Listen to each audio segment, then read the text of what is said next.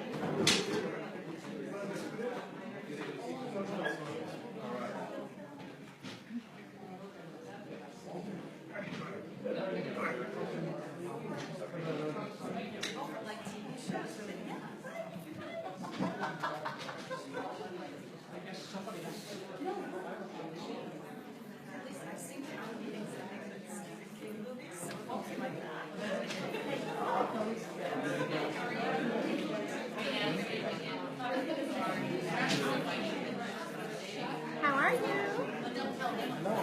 You want to sit next to me so you can see me?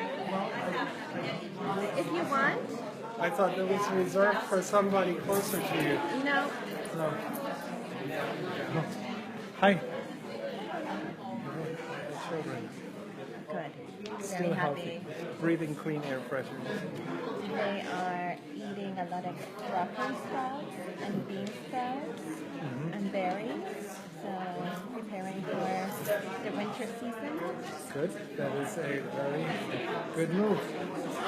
Many parents don't realize that how important it is to lay the foundation with good food. We need the energy, Yep. to think clearly. It's people are in a rush for alternatives, and it's convenient, and it's the Dunkin' Donuts drive-through generation.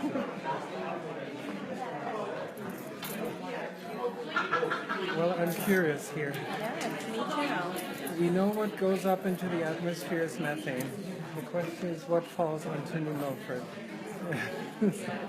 There's a spectacular film that you have to watch from National Geographic. I think I'm going to screen it on Street Theater.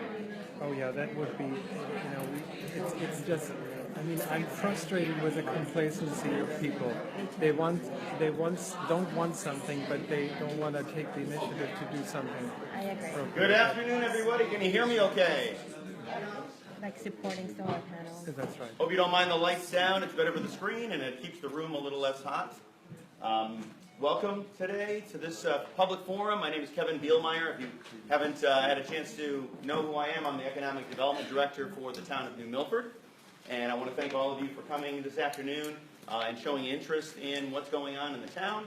I appreciate your interest. I think it's a good thing if citizens are engaged in things that are happening or proposed to be happening in their town. So I'm just going to get started for the sake of time.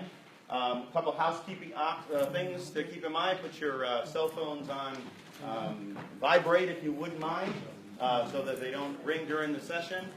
We do ask, we do videotape the sessions because we're posting them, but so we do ask that you refrain from videotaping and posting of your own.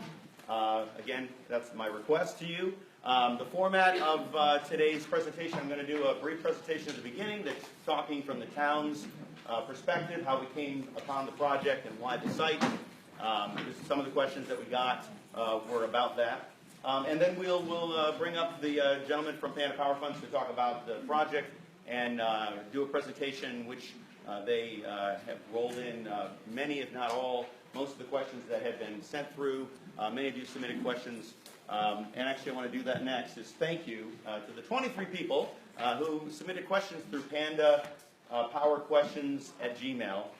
We received 109 questions through that from 23 people. So I thank them for their input. So one of the questions that we've gotten is why Century Brass? So let's start there. You know, this is what it used to look like not that long ago. 320,000 square foot building on a 72-acre piece of property. Little thing about it, some people don't know that it was a brownfield, or it's been designated a brownfield, and they don't actually know what brownfield means. So when it defines it, dictionary defines it actually as a noun, a former industrial or commercial site where future use is affected by real or perceived environmental contamination. And I can tell you in the case of Century Brass, it is real. It's not just perceived environmental contamination. As many of you know, it was built 57, 58, 59, depending on which number you believe, as a brass mill. The brass mill closed in 1986, and at that point taxes stopped coming into the town as a result. And after a number of years, to 1999, it reached a point that the town just acquired the property. They just defaulted on it. So since 1999, not since 1999, but since 2005, some remediation work has been going on the site. It's taken 11 years from the time that remediation began in 2005 until it's actually still going on right now. And that remediation work has been at the expense of state dollars, federal dollars, and our own municipal dollars. We're going to do questions. That doesn't make sense to me. What about Superfund? We're not going to take questions. Yeah. We won't get through the presentation. So the tax dollars have been coming from all of these areas, including municipal dollars, because municipal dollars still have to be spent to be paying back on loans. So, and the land, why again, Century Brass specifically for something like this is because it's industrial zone land. Okay, we're not looking at farmland or residential land for this project. Only 2% of the town is industrial zone. So obviously there's not a whole heck of a lot of industrial land available to us in the town of Milford. Some of the questions people have asked had to do with, you know, just the seeing of something like this and the proximity to town, et cetera. So I just want to take a real quick tour of properties very close to Century Brass in the same relative vicinity. This is going up Boardman Road that are also our industrial properties. We've got, of course, the Rocky River Power Plant up Boardman Road. We've got Medenstill. Then the bridge right by Medenstill I point out because, again, this is a very low bridge. Access points to the Century Brass site are affected by these low bridges, which makes it very difficult to find anybody interested in developing there. Continuing up Boardman Road, more of Medenstill, former Nestle. Continuing up, the same thing, same side. Further on down, across the street, we're looking, of course, at the ball fields and Garrick. Continuing on, get to the quarry. Swing around. Now we're back on Route 7. We're heading back south on 7, and this is the view looking at Medenstill from the Thai restaurant. Rocky River on the other side on 7, what faces it across the street. And then swing around to Youngsfield Road, and I point this out because, of course, we got the ball fields on Youngsfield Road, and further down we have Department of Public Works, Superior Plus, Oil. And all this is, of course, very close to downtown because it's right there on Youngsfield Road and the recycling center. And then that's the corner, and then there's another bridge that leads to this area again to point out that low bridges are part of what is the challenge of trying to develop this site. A lot of projects that have been thought to be proposed, or the thought that this could be used for variety of manufacturing uses are challenged by access by the roads. And then one last slide of this industrial property in town is, of course, Kimberly Clark looking across from Pettibone. Okay, so back to Century Brass. This is yesterday at Century Brass. This is what it looks like as of yesterday. So it is just about gone.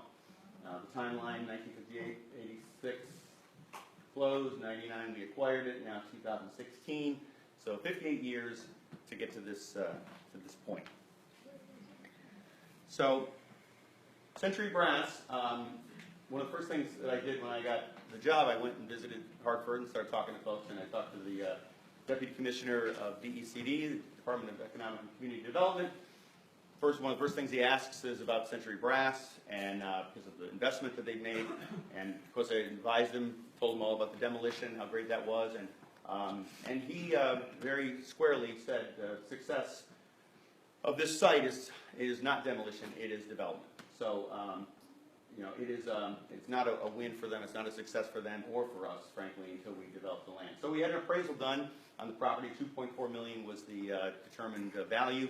And out of the 72 acres of property, or 69.67, because we got to take off the ambulance, relatively only about 36 acres were considered buildable land on that site. So the highest and best use was deemed industrial development. As I said, it's a challenging location. Over the years to get anybody interested in it because of the difficulty of trailer truck access. It also happens to have high tension power lines, access to natural gas, and these were cited in the appraisal as attractive to electric power generating plants, which led me in my conversation with CERC, Connecticut Economic Resource Center, who actually I came across them because I noticed they'd been marketing this property since 1999. So I literally have like a marketing plan from CERC helping us, try to market this thing. So it just hasn't gone anywhere. So in approaching them, once again, newly in my capacity, they mentioned to me that there was the possibility of this kind of development, and we want to have a conversation. So the conversation began. Again, up until now, there's been no serious offers for this property that have been brought to the townspeople of New Milford. Okay, so as we got into the conversation with Panda Power Funds, a couple things of why they were worth talking to and exploring this opportunity. One was it was not Semper. Of course, I knew about Semper, heard about it, and immediately that was a red flag. And so, how are they not different was an important factor. So they have a strong track record of building clean power plants. They're mindful of community and environmental concerns. One other aspect was that they do have access to funds. It is Power Panda Funds. It is a funding source for building these plants as well as building these plants. So other opportunities in the state are places where you see plants being considered of different types, like fuel cell plant in Beacon Falls, for example. Those went through the whole town process, and not dissimilar than what we're talking about here. But at the end of the day, after everybody said, okay, yeah, let's do this, there wasn't actually any money behind the project. It was just an idea of building something like this, and then they had to go and try to sell it to a developer, to sell it to funding, which didn't happen, and that's why it hasn't gone anywhere. So again, this came from a funding source, so it is real money, it is a real offer for the land. It actually could very well happen, it could get built, because there is the economic driver behind it. So again, it was the economic benefits to the people of New Milford that brought this project forward to be considered.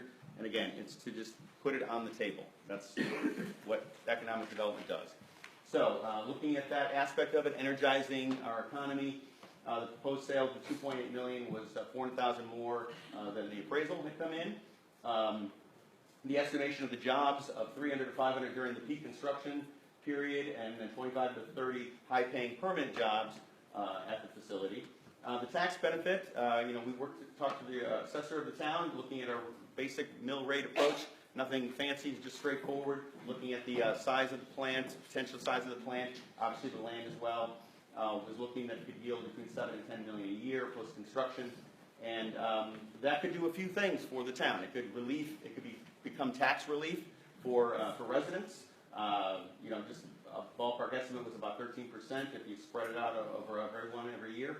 The ability to invest in projects was another possibility for the town to consider. Obviously, there's no shortage of projects that have come through the town, and as far as proposals and requests for funds.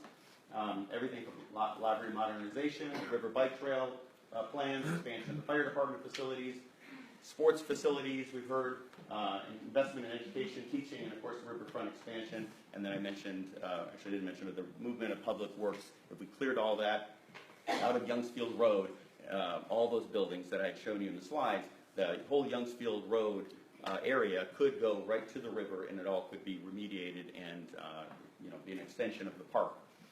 So these are just some of the riverfront expansion plans that have been discussed and drawn out. But again, where does the money come from? So going back to the company, Panda, they would landscape the property as they'll go on to tell more about. Mitigating the measure of impact on the neighbors in the community. Obviously, we've lived with this eyesore of Century Brass for many, many years.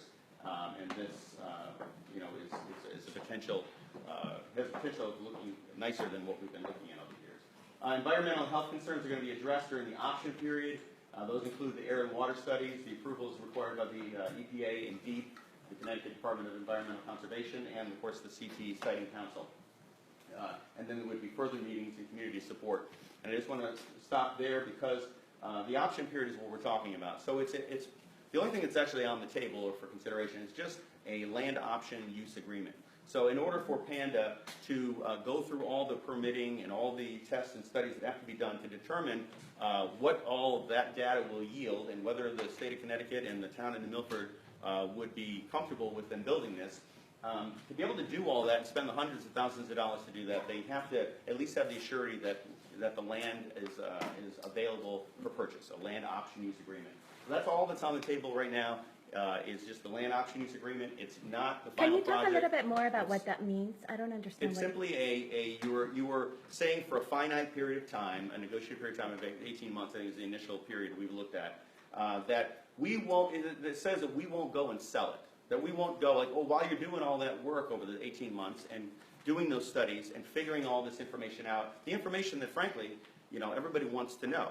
The state of Connecticut wants to know, but more importantly, the town of New Milford want to know. Okay, there's probably the primary questions that are being asked by the public, rightfully so, should and can get answered. But to get them answered this is the first step to getting those answered. Is getting the land option use agreement available. Again, it just says that we're not going to go while you're doing those tests and figuring all this out and giving us the answers we seek.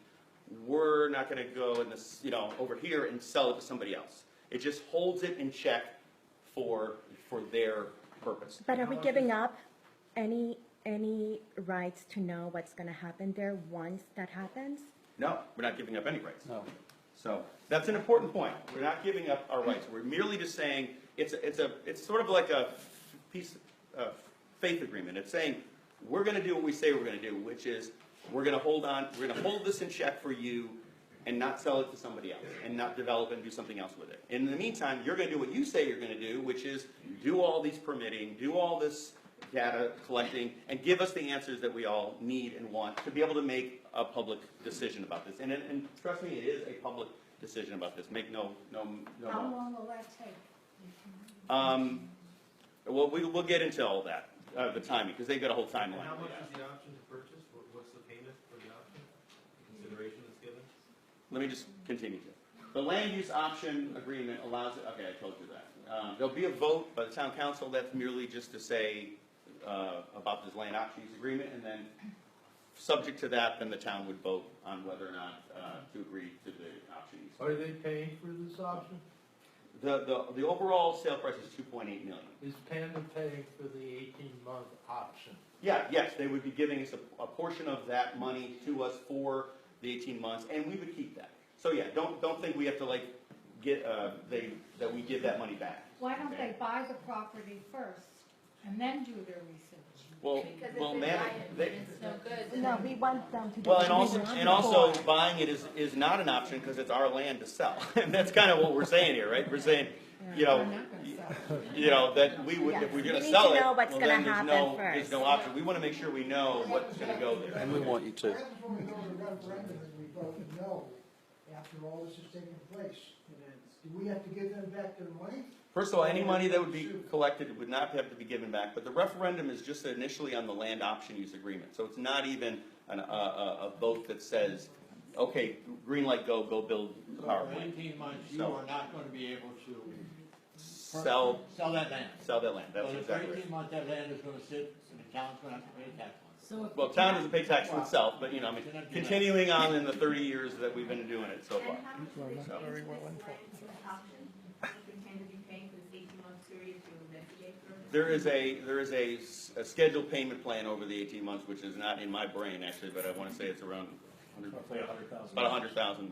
Sir, I'd be very careful about dealing with Panda. Please, let's us all refrain from comments, please, because we're never going to get through the presentation, and then we don't get to the end, and then we have to leave the room, and everybody's going to be disappointed. So please just consider this option to grow the economy, and now I'm going to turn it over to the gentleman for Panda Power Funds, Bill Pentak, Vice President, Investor Relations, Public Affairs, and Brandon Upchurch, Senior Development Director for Panda Power Funds. Good afternoon. Thank you for being here. We're glad you're here. We know that you have a lot of questions. We understand that you have some concerns. We are here today proposing to build a power plant because electricity is needed in New England. That is not something that's coming from us. That's coming from the New England ISO that says with the large amount of retirements that are out there right now for plants that are nearing the end of their useful life, there will not be enough electricity for New England. Now, the question that we have to ask is, I mean, imagine what it's like if there's not enough electricity to power our lives. Imagine what happens in our homes, in our schools, in our churches. That's a very, very real possibility. That's not coming from Panda, that's coming from the independent system operator. And if you think electricity is expensive now, wait until there's not enough of it. It will absolutely go through the roof. We are here to propose a project to help keep the lights on in New England and in New Milford. And we are proposing to build one of the cleanest power plants in the United States. I can say that with certainty because we will only contract with the technology provider that is producing the cleanest technology in the United States. The reason that we're called Panda Power Funds, the reason that our namesake is a panda bear, is because when Bob and Janice Carter founded this company, our predecessor company in 1982, they said, we want to build clean power plants, and we want something that will symbolize that. So we are proposing to build a clean, quiet, and safe power plant on a brownfield site. We don't have to go in and clear acres and acres of trees for that. It's a site that's already been cleared, it's being remediated, and we want to put the plant way in the back so that it will reduce the visibility of the plant. When, you know, every one of us wants electricity. If you stop and think what it was like the last time the lights went out. But unfortunately, no one really wants a power plant. So that's why we try to build clean power plants. Now, when you say that you want to come into an area such as New Milford, and you do have a beautiful community, we recognize that. It's We so don't want to do beautiful. anything to harm that. But when you come in and you say you want to build a power plant, immediately what comes to mind with most people is a 1950s era coal-fired power plant that's belching black smoke in the air. That is not what we're proposing for New Milford. We're also not proposing to do the same thing that Sempra did. There's a lot of differences between what Sempra did 20 years ago and the technology that was available 20 years ago and today. Today's power plants are much cleaner, they're much quieter, they're much safer, they're more efficient, and they're better performing. In every way, just like in every other facet of our lives, there's been improvements in technology, and there's been a tremendous amount of improvements in technology for generation. So what I want to do is catch you up a little bit. Whoops. Do I just need to keep going on this, or can you help me with that, Brandon? I understand power plants pretty well. Now, PowerPoint is another thing. Thank you.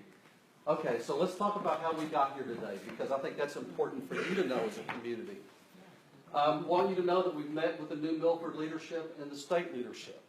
Brandon Upchurch came here, my colleague, our senior director for this project, looking for sites. We knew that New England needed more power, and so he looked at several different sites. We sat down, we talked to the new Milford leadership to learn about your community, to kind of tell Kevin and the mayor what we were thinking about. They were very much checking us out, vetting us. Are these kind of people that we want to bring into the community or not, that we even want to introduce to the community? And we've also met with the state leadership. I would like for you to know that we started with your leadership. We started with the people who represent you. We didn't go straight to the siting council. We don't think that's appropriate to do that. We don't go straight to the state. We go straight to the local community. We presented to the New Milford Town Council and the Economic Development Commission. And by the way, we stood and we answered. We were happy to do it, questions for 4 hours that evening. Some of the things that we've heard kind of spreading around as well, you're asking us to email questions because you don't want to take questions from the audience. That's absolutely not true. We did it again for 4 straight hours. We were happy to do that. We want to have many more such meetings and opportunities for dialogue with you. We did that because we wanted to take all the questions that we got and as best we could and most efficiently to get through all of them to put them in the presentation that we're going to be going over with you today. Let me share with you up front, we could have filled an encyclopedia with the 109 questions that came in. We're going to do our best to get through as much as we can and to give you as much detail as we can, but it's very, very early in the process for us and we don't have all the answers right now. We know you want them, we know you need them, we're going to give them to you. So Panda listened to the comments made in those meetings and outside of the meetings. We read your emails. We monitored your press and social media to kind of learn what are the issues that are important. And, some of the things that y'all have communicated with us is some of these flyers here. I know that the people who put these together are well-meaning, and I certainly appreciate that. But I do need to tell you on some of this, the information is not 100% accurate. So here was the first one we got. It says, is this the way you want, is this what you want to see day and night? Have y'all seen this flyer here? Okay. This picture here was taken from our website. It's pandafunds.com. By the way, you're welcome to go there. And it is a picture of 2 power plants that are side by side in Temple, Texas. I want to be clear. This is not what you're going to see. This plant is 4 times the size of the one that we're proposing for New Milford. Can you show us what it is that we're going to see? Yes, we can. Yeah, we can do that. I've got a video that we'll show a little later of one of our plants. Unfortunately, the throughput on one of those cords is not the greatest in the world, and it's a little jerky. But if you can bear with that, I'll be happy to show you the plant. And there are things in here about how loud the plant is going to be is absolutely not correct. Brandon will go over with you in a little while. You're not going to hear this plant. You're not going to hear this power plant. Okay? We know exactly how loud they are because we've built several plants around the United States. So I want you to know, and again, I appreciate that people are caring about their community. This here says significant jobs for New Milford residents is doubtful. Absolutely not true. Our contractor, when they come into this particular area, they're going to want to use as much local talent as they can. They don't want to go out and have to pay someone a per diem to come in. They're going to use the talent that's right here in New Milford. And as a matter of fact, we tell the contractor, we want you to buy locally wherever possible. We want you to put local people to work. We will also require the plant manager be required to live here so that they're accessible to you. They won't live somewhere else and then drive into work. That's a cause for dismissal. We had a plant manager let's say he got in big trouble and he's not with Panda anymore because he didn't abide by that. We want to be accessible to you. We want to be a part of your community, and jobs will definitely be a part of it. This references a large plant that we're not even affiliated with in Evans City, Pennsylvania. I don't have my readers on, my cheaters on, saying their cars from Texas, Wyoming, and Kentucky. Our contractors will be told, you source here locally. To be candid, because we're probably going to create, at peak, there'll be 500 construction jobs. There'll be several hundred more than that altogether. And we will maximize the available workforce in New Milford, and we will have to go out from there.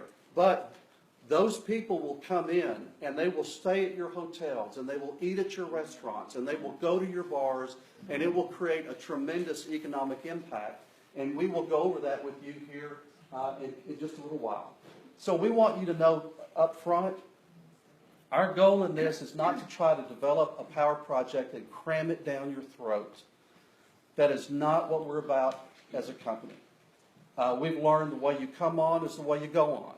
And we've learned it's far better to engage the community early on, to learn what's important to you, and we will try to address those things in our design of the power plant.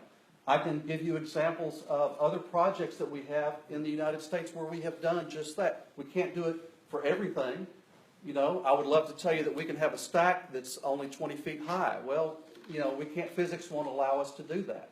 But we have lowered stack heights to reduce the visibility of the project. So we want you to know these things.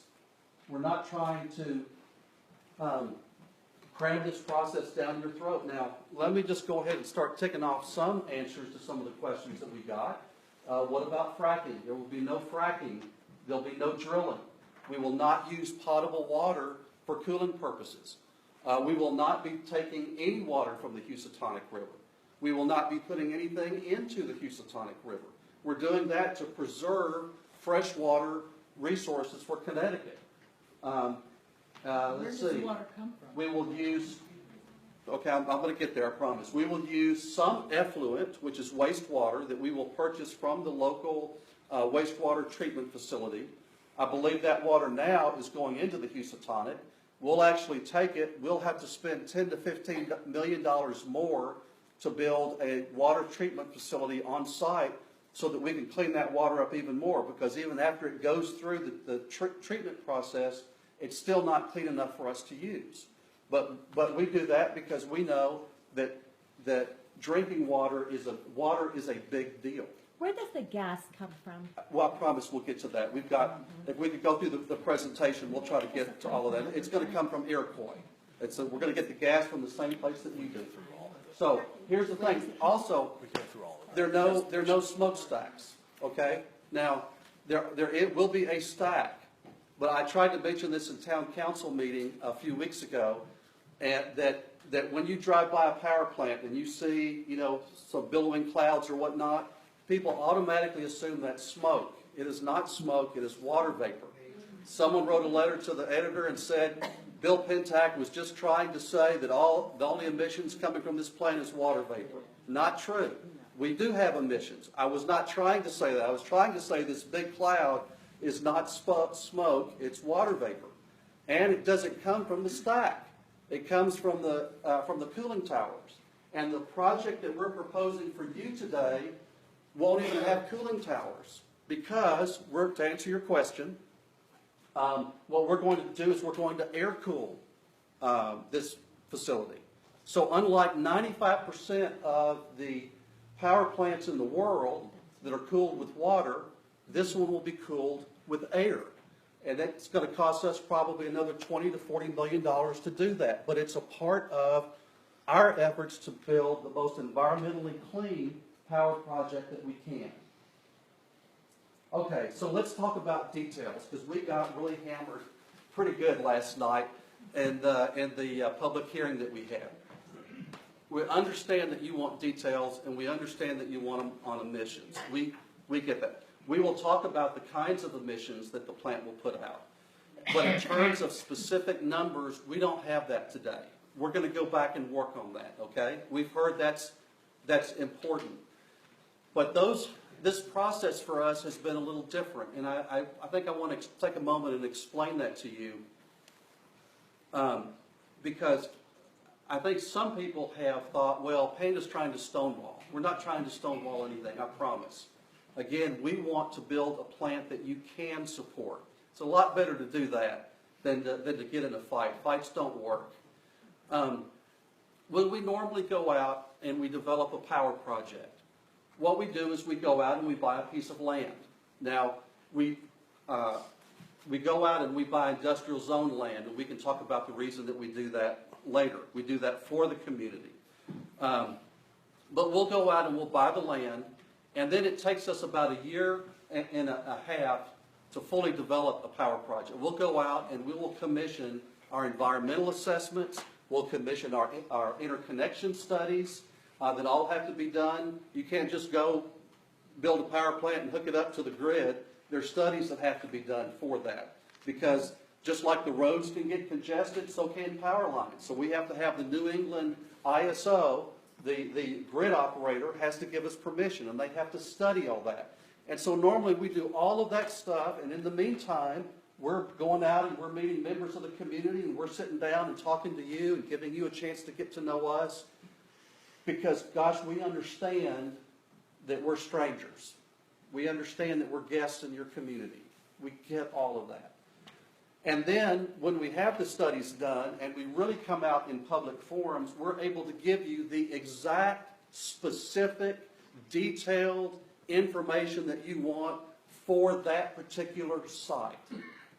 We haven't been able to do that this time because the project, the site is owned by the town of New Milford. You own this site. And so because of that, we're having to, we go through a town vote for that. That's great. We understand that. We respect your process. But it's been a little difficult for us because it's sort of put the cart before the horse, where our ability to gather all of this information so that we can give it to you is concerned. We're not trying to stonewall. We're not trying to be difficult. We're not trying to hide anything. We are very early in this process. One of the complaints I heard was, well, y'all are just meeting in secret with the city leadership and blah, blah, blah. Look, they were vetting us. We were like, we don't even know if we want to come here yet. We don't even know if the site will work yet. We still don't really know that, but we kind of wanted to take a first blush look at it. And so anyway, all of that to say is that's why we're asking you for an option. All we want, we will go out and spend the money to do what we need to give you the information that you want, but we just have to make sure that nobody's going to sell the land out underneath us when we go out and we spend this kind of money. Now, we don't really think New Milford's going to do that, but we live in a society where we have to have contracts and those kinds of things to do it appropriately, and that's all we're trying to do. So I wanted to give you a feel for the kind of expenses that we're looking at here. To do an environmental site assessment, which is done on the particular site, will be done at the site of the brass mill. That's a $100,000 study right there, okay? That's usually done in 2 phases. Then for us to do the permitting, like Kevin talked about, to get all that information, because we have to take a ton of it and we have to submit it to the state of Connecticut, which, by the way, has the most stringent environmental standards, or some of the most stringent environmental standards in the United States. We're not going to submit an application that's that big. It's going to be this big, okay? That's $500,000. That interconnection study that we have to do, that's another $500,000 that we have to spend. What is an interconnection study? An interconnection study is where, like I mentioned, you can't just build a power plant and go out and hook it up. That the grid operator has to study to make sure there's no congestion, to make sure that it's going to be, the electricity is going to flow the way they want it to. They're not going to pay for that. They're going to make us pay for all of it. If the gas is coming from Iroquois, how does it get to here? Iroquois is miles from here. This is for electricity. This is for electricity. Yeah, but We'll get, Brandon, we'll get to that, I promise. But anyway, so you can see, and then for us to design it, to choose the equipment, you know, there's GE, there's Siemens, there's Mitsubishi, there's some great equipment that's out there, but to do all that and design it, that's $1 million. So that's why we're saying we just want an option, okay? We're not trying to cram anything down anyone's throat. So let me take just a couple of minutes and let me just tell you a little bit about who Panda Power Funds is. I've given you a little bit of information about this. Panda Power Funds was, as a private equity fund, we were formed in 2010. Now, I mentioned our roots go way back beyond that because the founders of Panda Power Funds were the same people who founded Panda Energy in 1982. In 1982, the Congress of the United States passed what's called the PURPA laws, the Public Utility Regulatory Policy Act. Try to say that 5 times fast. And And basically what they said was that an independent operator, like a Panda Power Funds, could come in and set up and build a power plant if they thought they could do it more cheaper than the utility and set up. Well, Bob Carter and Janice Carter said they wanted to start a new business, and Bob said, that's what we're going to do. We're going to get into the power business. And so they did. Please know, when we say private equity fund, we're not a venture capital fund. We're not a hedge fund. What that means is that rather than develop a project and then go out and have to raise the equity to finance the project, what we do is we raise the equity ahead of time from institutional investors, and then they trust us to invest that money in the projects. It's probably a great time to tell you a little bit about who our investors are, because that'll give you good insight, I think, into who Panda is. Teachers? Our investors are not big Wall Street banks, okay? We might have one or two, but our investors are foundations.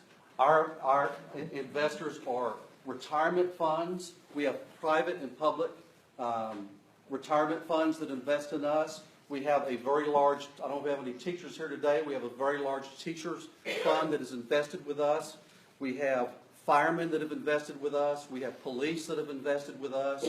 One of our investors, if I mention the name, you would all recognize it.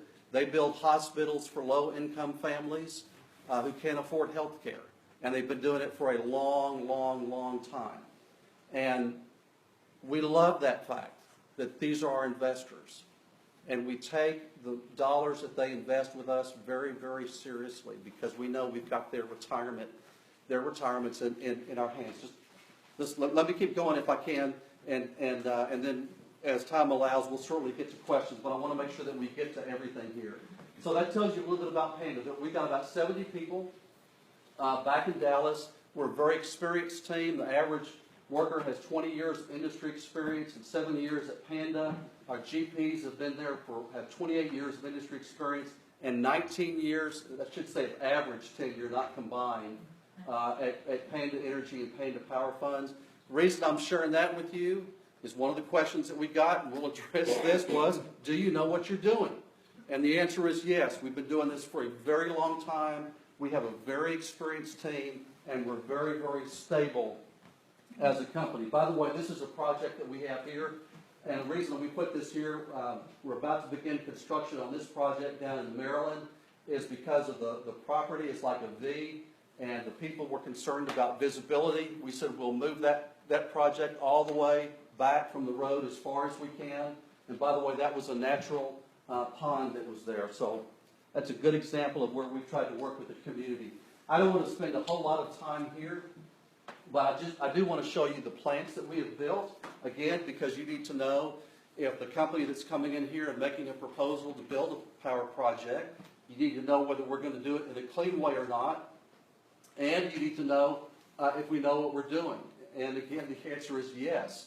So we have built a 758 megawatt Temple 1 and Temple 2 project in Temple, Texas, and one in North Texas, the Sherman project. Here's the Liberty project that you can see here. We commissioned that last week.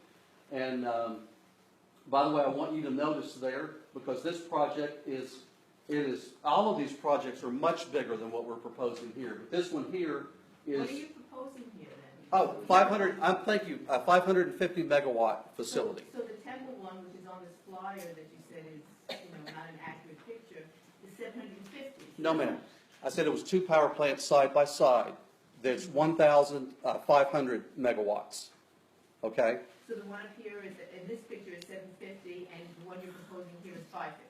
Yes, but the thing is that there are four towers there. There are 4 units. It's not on a straight line basis. It's more on a logarithmic basis. So what you see here is essentially the project that we are proposing would be about half of what you see in that lower right-hand corner there. And you'll see a building that's over that. That building protects the equipment from the cold winters up here, but it also helps to keep the plant very, very quiet. It helps to deaden the sound around there. Here's a project, another one that we're commissioning next week in Williamsport. This is a project in Leesburg, Virginia. Again, Virginia has very stringent air quality standards. We met those with flying colors. And then as a company, we're very proud of this project that you see down on the bottom. This was a coal-fired power plant that was built in 1950. You see the houses that are right there along the side of the coal-fired power plant. The plant closed in 2014, and we have gone in and we have cleaned off the land there, and we're going to put in a brand new natural gas fueled power plant, and it will be one of the largest coal to natural gas power replacement projects in the United States, if not the largest. It seems like most of the plants that you are building are 700 and above. Yes. And so the one in Milford is going to be smaller than any that. Yes, that's correct. Yes, and it's because of the amount of power that's needed. You don't need a 758 megawatt facility here. How are the standards from the EPA and DEP? How could they be affected with the new presidency if they don't believe in climate change and they don't believe in these standards? How can that affect these projects? Yeah, I'm going to let Brandon. We're getting into all of that in the presentation. Yeah, we've got a big thing on that. But let me tell you this. So I've gotten a lot of questions So about. do you know what can happen with Trump? Nobody knows. Yeah, I think that's probably right. But let me give you the bigger picture. There is that I get a lot of questions about President Obama's Clean Power Plan. Because we built projects in communities like yours, and so this plan came out, and I handle media relations for the company, and so I get reporters calling me, what does this mean for Panda? What does this mean for the plant here? And I've said it means absolutely nothing. And because we pass those standards with flying colors, because again, we will only use the latest in environmental technology. We will have state-of-the-art emissions controls on these projects. But that could change. No. We are building the cleanest of the clean, and we will do it 2 years from now. And what is our guarantee on that? How does it compare to Oxford that was built 15 years ago? No, it's under construction. Yeah, Oxford just started construction. So let me keep going, and we'll answer your question. So what about renewable energy? Well, we know about renewable energy. We built the largest solar farm in the Northeast United States. Can you do that here? And Ladies and gentlemen, there were many questions, as we saw, that were submitted, that are much of which is incorporated in the presentation. We need to get through the presentation so that we can get to the answers to a lot of those questions. Yeah. For the people that submitted those. Well, not. Sir, we're not trying to sidestep anything. I'd like to hear, We ran out I'd of. like to hear what they have to say Let's- first, let's and then you can ask questions. Yes, Not everybody- let's have an order, let's have them in order, not Yeah. shouting out. Yeah. Please continue. Yes. What you're seeing there, by the way, is 77,000 6-foot solar panels. It produces 18 megawatts of power. We're going to be building on a site that's 36 acres. The site's bigger than that, but the plant site proper will be about 36 acres, okay? And it's going to produce 550 megawatts. For us to generate the same amount of electrical power that New England needs, if we were to use solar panels, it would take 3,000 acres of land to do that. We like renewable energy, we like solar, but the technology is just not there yet. The energy density is not there yet. We wish it were. The good news is we do have a clean fuel and natural gas, and we believe that clean fuel will help us bridge into a renewable energy future. If somebody's in a garage right now that is tinkering around and they're going to figure out how to crack the code, and we're going to get there. But we got to do something to keep the lights on in the meantime. But that answers your question why we can't. It would take 3,000 acres. For us to power this country with solar power, you couldn't drive down the street unfortunately, without hitting a solar panel. So, Germany is a lot smaller than the United States. Much, much smaller than the United States. Okay, so here's the other thing. I don't want to spend too much time here. We've been recognized both nationally and internationally with the work that we have done. Dallas Business Journal awarded us the Green Deal of the Year for the natural gas-fueled power plant that we built up in Sherman. It was so clean. We were proud of that.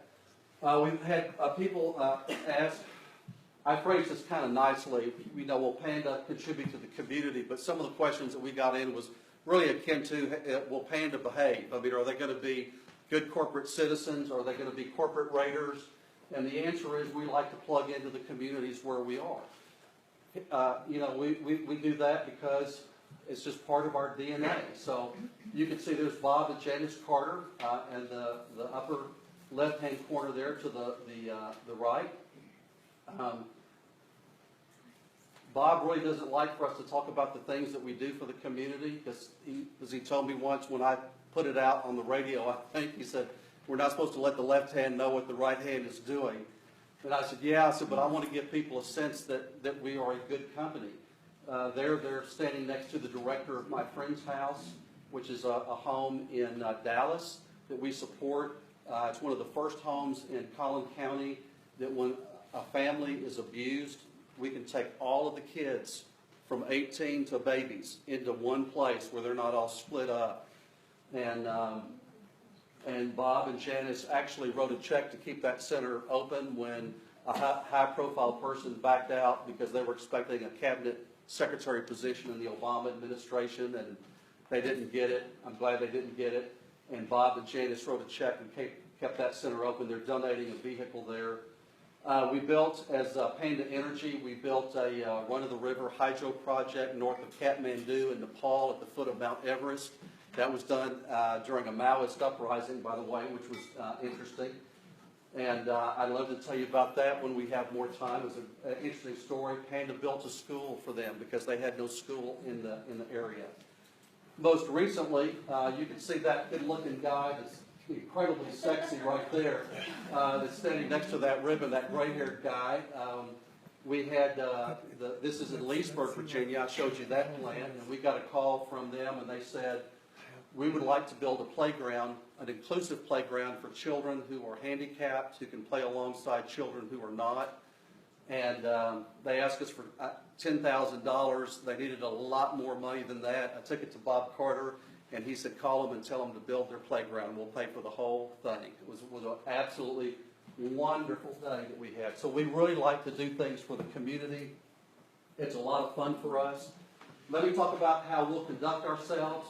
We'll take our time. I know it doesn't feel like we are because of the vote.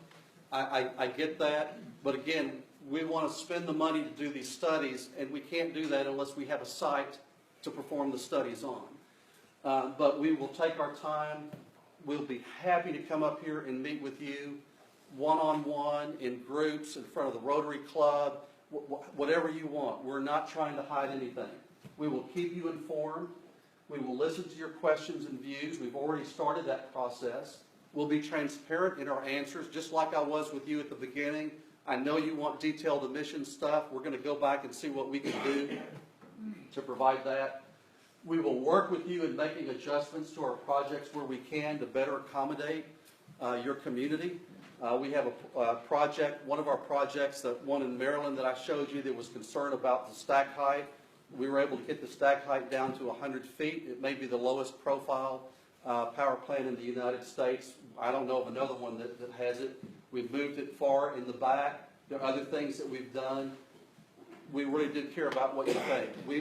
We will be very proud of this project, and we want you to be proud of the project too. In fact, we're thrilled. In Towanda, they have a sign that they've done when you pull in town. Now it says, home of the Panda Liberty Power Plant. They're so proud of that plant. And by the way, we had the county commissioner stood up. Two county commissioners, 2 out of the 3.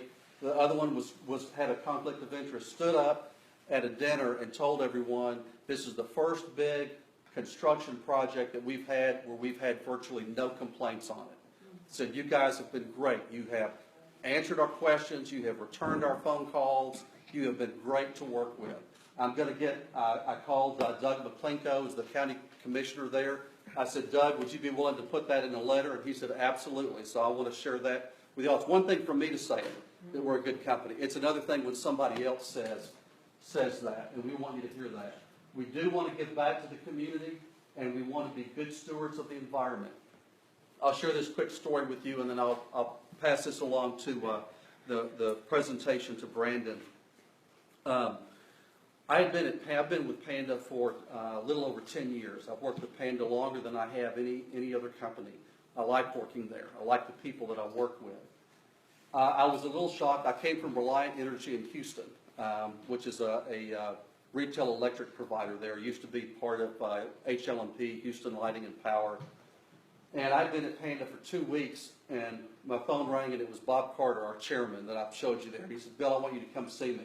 I thought, "Oh, Lord, what have I done already? I've been here 2 weeks, and I'm already in trouble." So I go running into his office, and I sat down, and I said, "Bob, what can I help you with?"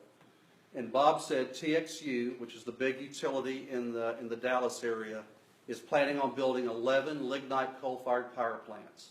He said, "That's the dirtiest of the dirty power plants." He said, "I don't want my grandkids breathing that dirty air." He said, "I want you to fight it." And that was the first inkling I had that I was at a different kind of company.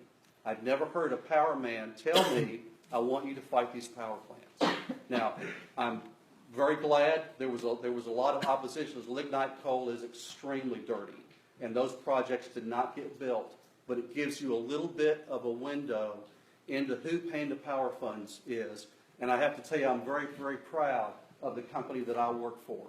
And we'll do everything that we can to make you feel like the commissioners in Pennsylvania did, that you can be proud of us as well by knowing that we worked with you, that we gave you the information as soon as we could, and to be partners with you in this community. So with all of that, I'm going to turn it over to Brandon. I hope I didn't go too long, Brandon, for your part, so just be very entertaining, okay? All right. Good afternoon, and thank you for having us. It's good to be here today. Yeah, we look forward to answering more of your questions. We've received a lot of questions through email, and we've fit them, the majority of them, into this presentation. So hopefully they're helpful for you all. And what I first wanted to do is talk about the market conditions, the independent system operator, which is ISO New England, and then get into the project details, some of the benefits, the technology, what it will look like on the site, permitting and siting council, what we do, and the process that we go through. Air, water, noise, visual, etc. Just try to answer any questions that you all have. So let's first get into ISO New England and what they do. So they're responsible for operating the regional power system, planning the regional power system. So what they are is responsible for keeping electricity on, the flow of electricity, supply and demand. They do not own power plants. They do not own pipelines. They don't have any involvement in the natural gas industry. So again, they're responsible for keeping the lights on. So when there's a need for power, they state there's a need. And because of that is why we are here. ISO New England needs additional generation. What you see here is straight from their website. More than 4,200 megawatts of generation have been retired or will retire in the next 5 years. So you see Connecticut down here in the neighboring states. The major retirements are on the left side. Another 6,000 megawatts are at risk in ISO New England. Roughly 2,100 megawatts in Connecticut alone, 400 megawatts of coal, and then almost 1,800 of oil-fired generation. In total, that's roughly 30% of the region's power source. So again, there is a need for power, and that's why we're talking to you today. Here's a little quote from a representative of ISO New England. It's actually in, I believe, the News Times. And what she stated was, New England has enough capacity to meet the demand today, but our future is uncertain. There may be challenges ahead. So again, if you look back at the previous slide, with retirements that are taking place, what are we doing to keep the lights on? So the power that this proposed plant would generate, where would it be going to? So the ISO New England independent system operator is responsible for taking all the power and making sure anybody that has a demand, all the needs are met. So it's to the grid, and they share it wherever it is needed. Okay, so it's not going all in this area. It's going to Yeah, it's here, but it's there, wherever it's needed. It flows across the transmission. But it'll probably flow to wherever the need is the Right, closest. there's obviously a need here too. So, I have a yeah. question for you. Can I get through this and then we do Can I get questions? back to my question? Fine. Yes, please. What this slide does is talks about the current power plants in New England. Obviously, you've got the state of Connecticut in the middle here. You've got New York to your left, and then some of the neighboring states. And what this does is just illustrate, the power sources and what is keeping your lights on today. The bigger sources are the larger power plants. So 500 plus megawatts, 250 to 1,000. Then you've got the largest ones in yellow, which are your nuclear plants. The red is coal. The red is gas fired. The gray is oil fired. And what you'll see here, and the point of showing you this, is when a power plant like this comes in, the newest, latest technology, clean and efficient, it displaces some of these older power plants. So therefore, your region-wide emissions, et cetera, go down. You have more efficient power, which then obviously reduces power prices too. This is furthermore, so these next couple of slides, I just want to illustrate to you all what your power sources are now. The red line here you see is, at a 30-year mark. The useful life of a power plant is roughly 30 years. That's how we look at it. Do they last longer? Are there retrofits? Sure. Yes, just like a car, you can change an engine. But this is just to illustrate. So in New England, you have some newer generation post-1987, but if you look back, you've got a lot of old oil-fired, petro, coal-fired. You've got some hydro. All of those plants are still active and working today. And so, again, when you have a newer plant, this older generation gets replaced. This next slide goes straight into Connecticut itself. So here are the power sources in Connecticut. You see the nuclear, that's Millstone. What happens with nuclear, that's a question that, all the states are facing right now. You've got a lot of older coal, oil-fired, and then some new gas, but as you saw from the earlier slide, retirements are taking place. What's next? Sure, there is some new renewable, but you need a power source that can keep the lights on. Renewable is good for part of that, but a baseload source takes care of that. Here's a sample. So this is all the power plants that we saw on the previous slides. And what we're trying to show you here is the newer, clean, efficient plants. So you see New Milford Energy Center. That's where it lies on the dispatch curve. The dispatch curve is the cost to produce electricity. So you've got your hydro farthest left, you've got some renewable, nuclear, and then the most efficient gas-fired, gas-fueled plant in Connecticut would be this plant. What that does, again, to echo my earlier statement, is you see the more expensive plants, less efficient on the top right in blue. Those are oil-fired. Those will be displaced. They will not be running anymore because of a plant like this. So again, what kind of power plant are we building? It'll be a one-on-one combined cycle. So it's one combustion turbine, one steam turbine, and a HRSG heat recovery steam generator. It'll be air-cooled to help preserve Connecticut's fresh water source. We know there's a drought here. We don't want to use water from the Housatonic. We don't want to use potable water. We will work with the local wastewater treatment plant, use water that's currently being discharged into the river. We will take that. We will pay for it. It's a revenue source for the Sewer Commission. We will clean it on site, use it for the power plant, 50 to 100,000 gallons a day. Fueled with clean natural gas, and then approximately 550 megawatts. So that one-on-one combined cycle produces roughly enough power for 500,000 homes. Are you going to talk about where the gas comes from? Yeah, we're getting into all that. Okay. Here's a quick video just showing you what a combined cycle power plant looks like. Technology enables power plants to generate 50% more electricity from its fuel than it would with a conventional single-cycle power system. Under this dual-phase system, 2 combustion turbine generators operate in conjunction with 2 heat recovery steam generators and a steam turbine generator.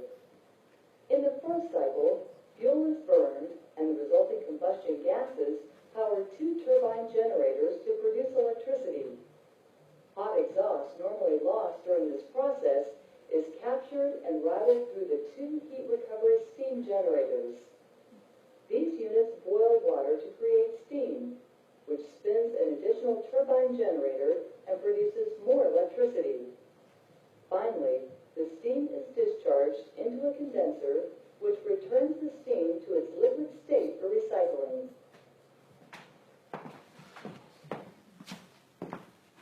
So this next diagram just speaks about what you just saw. So you've got your gas coming in the gas turbine, the combustion turbine to create electricity. The excess heat gets caught in the heat recovery steam generator. That 50,000 gallons of water is used there to create steam to the steam turbine, where you're also producing electricity. And as you've stated before, a combustion turbine, it's an aeroderivative. It looks like a jet engine. So that's what you should compare a combustion turbine to. Exhaust gas you have up there? Exhaust gas? Yes, at the yellow arrow at the top. Yeah. And that's caught by the exhaust. The heat exhaust is caught by the HRSG, heat recovery steam generator. So basically, that's No, like, that's exhaust gas that's going out. Yeah, you have some gas, and we're getting to all the emissions and everything else. Yeah, we're not trying to hide anything from you, I promise. yeah. Absolutely. Okay. So here's the site itself. You know, we wanted to give you an illustration of what a proposed plant could possibly look like. So the site itself, the building is 318,000 square feet. That's roughly 8-ish acres. What you see on this site right here is 12.95 acres, including the green space, etc. You've got the power plant, which is at the top in the blue, your HRSA heat recovery steam generator coming down to the steam turbine and the combustion turbine. Those will actually be enclosed in buildings. We just wanted to show you what it looks like.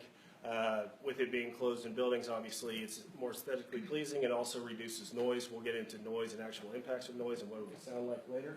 But we wanted to show you what it looked like. The big building to the left there is the ACC air-cooled condenser. So rather than using water in 6 million plus gallons a day, this is roughly 50 to 100,000 gallons. And to get more into this, the reason why we like the site, the reason why we're here. Obviously, it's a brownfield remediation site. Received roughly $10 million in state funds, over 15 years. $2.5 million within the last couple of years, and now the demolition is taking place. So, one, we saw it as an opportunity to, use a brownfield remediation site. Two, for a power facility, we like the site for the obvious reasons from a power perspective. We like that it has a 345 kV line directly adjacent to the site, which is the top left side. You've got natural gas right by the site, and it's located in an industrial zone. How much water a day? 50 to 100,000 gallons. A day. And you're gonna get that from? We're going to use wastewater that's being discharged into it, but it's a good use of water. But also from Aquarian, right? No, this is wastewater effluent that's That's being what Kevin discharged told into me. Housatonic. Kevin said that to me. Okay, well, it's not. How did you find us? The water's available from the wastewater treatment, so we'll contract. And let's with get them. into water real quick, and we'll go into it more. So, what the wastewater treatment plant does now, it takes your sewage, right, and it treats it, and then discharges it into a river. There's no revenue source. Nobody uses it. In some communities, some golf courses use it. A golf course uses roughly 300,000 gallons a day for comparison. So what we would do is provide not only a revenue source for the town for taking the water. We would clean it ourselves, use it, clean it, give it back to them cleaner than we even received it. And we pay to give it back, and we pay to take it. So it's a good source of water rather than using Golf courses potable. use highly toxic substances to keep the grass nice and beautiful. Just Okay. FYI. But the water's not toxic. No, I know, Okay. but I'm just No, not, good I'm not colors. pointing in your direction, I'm pointing into the golf course direction, so. So this is just a diagram. I explained the potential power plant here. So you've got your number 2 is your HRSA, like I said, that you saw the blue building. The large building at the bottom called circles is your air-cooled condensers. And you've got your turbines, your buildings, and the switch yard. If you look at the switch yard here, is this the location it would be? That's a work in progress. Could it be farther up in the side or closer to the line? Sure, but we just wanted to let you know what it looked like. Is that capable of being added on to, with another turbine on the same property? Or is it just limited to one turbine only? I couldn't hear you. Do what? Are we able to Expansibility, add stop it another there. turbine? No, the site is for the one-on-one 550 It can't megawatt. be added on to, right? You'd have to build, you'd have to start all over. You'd have to do a whole nother permitting process, do it all over. You can't just add on to it. It'd be a whole new project. Is there enough room to put another turbine on? There could be, I guess, possibly. That's not what we're trying to do, though. I mean, if we were doing that, we'd do it from the get-go. We have some plants that are, 1,100 megawatts. 2 of these. That's not our goal here. You do show a nice picture here, but the wires have to come out. You have to build towers to get the electricity where it's gotta go. We do not. You have a see that. switch yard that connects to the line. I'm sorry? You have a switch yard that connects to the line. Which is Where the is that switch substation. yard at? The switch yard is right at the bottom. So on the we will ground. have to see a tower somewhere. You're in a large house. Yeah. I mean, you gotta get the electricity from point A to point B, Do what? right? I couldn't hear you. You have to get the electricity from where you generate it to where it's gotta go. Absolutely, and that's why this site makes sense, because you've got a 345 kV line that runs Is directly it adjacent. underground? No, it's above ground, it's already there. So then it's already there? You still gotta get to it, right? Yeah, it's on the site. It's already there, It's we would already just there. connect It's on into your it. site, But once you leave the site, to get to the next. We won't have to build any more towers, they're already there. The No. lines are all there. There will not be any transmission lines Maybe I'm a built. little bit confused here, but your electricity has to go from your plant to my house. It has to get there somewhere. Where Those does the lines are line- already there. And we'll get into that in the Q&A. Do you have that bridge? Can you show them again? Yeah, it's by the bridge. It's by the, it's, yeah, I know where the underpass bridge is to go to the field. That's See where that the right lines there? are already. That's where This is the 345 kV line, that's the tower. We will not be building any transmission lines, that's not what we do for you. Yes, Put 550 on a 345? excuse me? You put 550 on 345? Yes. home? Yep. So what you do, part of this will be an injection study, we've looked at it, you have to do a study that you basically look at, can you put 1,200 megawatts on that line? So you do a fatal flaw analysis. We've done an upfront injection study, we obviously have to work with the interconnection company, but we did that up front just to see, is there availability on that line, and the answer is yes. And how is the gas getting in here? We're getting there. I'll get there. So let's get into benefits, and then we'll get into all the rest of the project description. Benefits for the community. The needed reliable power that we've talked about for New England. Beneficial use of the property. It's brownfield. It's been vacant for 3 decades. New jobs. Roughly 500 jobs during construction. Doesn't it require specialists to do that kind of work? We'll get there. Get a duct tape here for a moment. Go to other engagements, and we want to hear this out first, because like they said, we've already submitted questions. Please be quiet and listen. 500 jobs during peak construction. Construction's 24 to 30 months, so 2 to 2.5 years. We'll create approximately 25 to 30 full-time jobs and some indirect jobs post that. So they will be the ones operating the plant 24 hours a day. Contractor will source qualified employees from the local area. Bill mentioned this earlier. So obviously we will work with the EPC, the local community, local colleges, set up training, et cetera, so everybody that wants to work at the plant can work at the plant. The impact of $1.5 billion to the local economy during construction and the plant's first 10 years of operation. We'll get into more of that on the next slide. One of, if not the largest taxpayers in New Milford. It's hard to assess the value today. We have an idea, but we do know that we will be one of, if not the largest taxpayers in New Milford.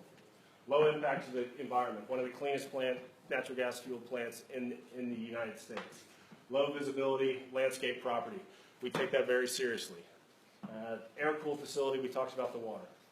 Region-wide emissions decrease due to the displacement of older, less efficient units. So obviously this coming online, like I mentioned earlier, will displace some older units. Getting more into the benefits, and this is talking about property tax. We did have a question on how property tax is calculated in New Milford. You obviously have an appraised value times the sales ratio times the mill rate. The mill rate is 26.75, which is 2.675%, or $26.75 per thousand. So more on the benefits. So we talked about property taxes, and in Kevin's slide it said estimated $6 to $10 million. To be conservative, first 5 years we said $25 million. First 15, 50. First 30 years, approximately $100 million. So huge economic boom to the community. Again, we'll be one of the largest taxpayers in New Milford. Not only that, the whole region is impacted. So estimated total value added to the region during 30 years is $4.8 billion. During construction alone, the economic output is $780 million. That is, the economic output can be looked at as a value of goods and services sold in the economy or revenues for businesses in the economy. You look at the household earnings, that's the jobs during construction of $26.5 million. That goes down a bit for the first 10 years, obviously, because you have less people working at the plant. But during construction, it's a big hit. So the point of this slide is, yes, taxes will increase. Yes, we are one of the largest tax providers. The local economy, the local spending over the next 30 years, $163 million. So the impact, restaurants, businesses, et cetera, the help for the schools, roads, et cetera, from the taxes, it's a huge benefit. How long does it take to build it? Roughly 30 months, 24 to 30 months. So let's get into some of the questions around, what processes we have to go through to even start the process, right? So, Bill mentioned, we are trying to give you guys more information, guys and girls, more information on, some of the emissions. We will tell you about what emissions come from the plant. Do we have data from the plant? No, because we have not modeled it yet. But what we will do through this is we'll first go through not only an air permitting application, which I'll get into, but the Connecticut Siting Council. They have exclusive jurisdiction over power plant facilities like this. So you file an application for certificate of environmental compatibility and public need. So you're focused on the need. Is there a need for a resource or a plant like this? Is there generation needs? And we talked about that. They look at the existing resources and load centers.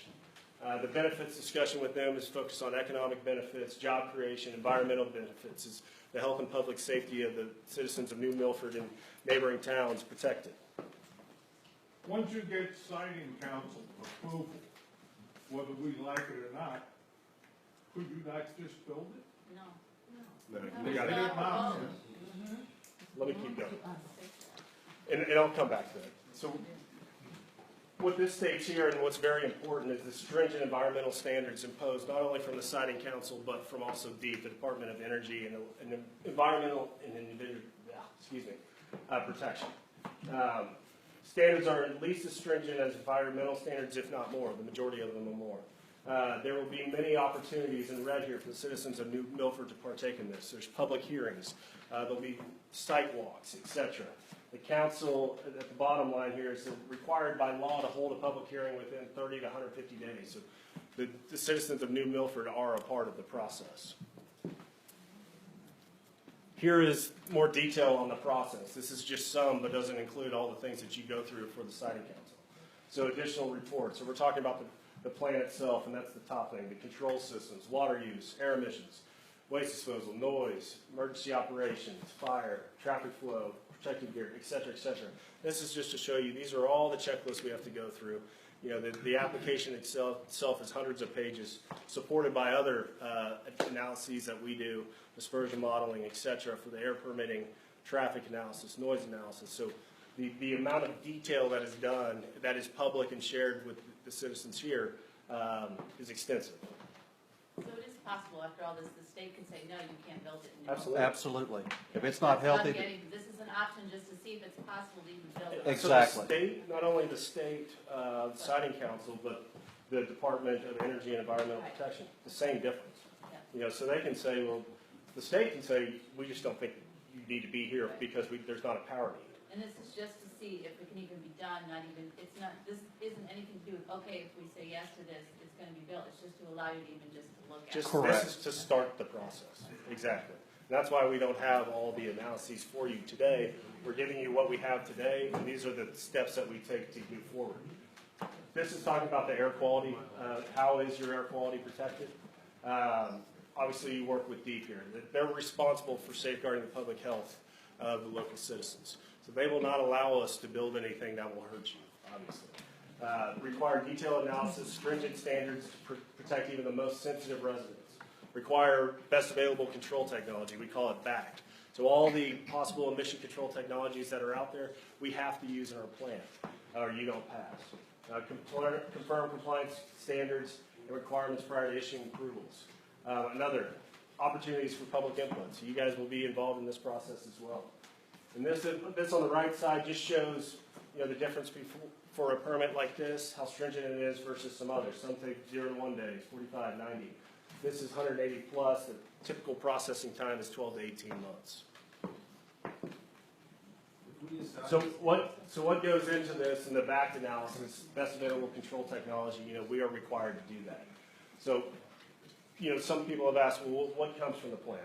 Well, the US EPA and national NAAQS, National Ambient Air Quality Standards, you know, for 6 air contaminants. These pollutants are sulfur dioxide, particulate matter, nitrogen oxide, CO, ozone, and lead. You know, so we will obviously run the air dispersion modeling, the permitting processes to show you any effects from that or any emissions that come from it. The emission controls, we are required to have, again, that best available control technology. So you have dry low NOx, you've got selective SCR, selective catalytic reduction to control NOx, oxidation catalyst for CO and VOC. Other questions have come around of greenhouse gases. You know, what is best available control technology for that? The EPA has stated that it's for natural gas fuel to use that, not coal. And obviously the rules that are out there now with greenhouse gas permitting that started January 1st of 2011, basically what they did, it says you can never develop a new coal plant again. So The limit is set below that. And what's very important too here is the monitoring. So CIMS, Continuous Emission Control, Emission Monitoring System. So what that does is monitor the emission of the plant 24 hours a day, every second of every day. So you cannot be above your standard. So if your standard, whatever standard they set in your permit is to protect the health and public safety of the citizens here, you are never above it. If you're above it, your plant's off, and they know it immediately. What So if the Clean Air Act is revoked? it doesn't make a difference for this. I mean, we are already within the standards of the Clean Air Act. We comply with all of that. You know, we will see what happens with that, but I don't see, they're not going to say all of a sudden, you know, you don't need to use emission controls. And we would do it anyway. How do we know? I understand you don't know. I can't answer that. But, you know, I don't see us going backwards. From a control perspective, I understand the laugh, all right? We were all surprised. Okay. It won't change the kind of plant that we build. Exactly. Exactly.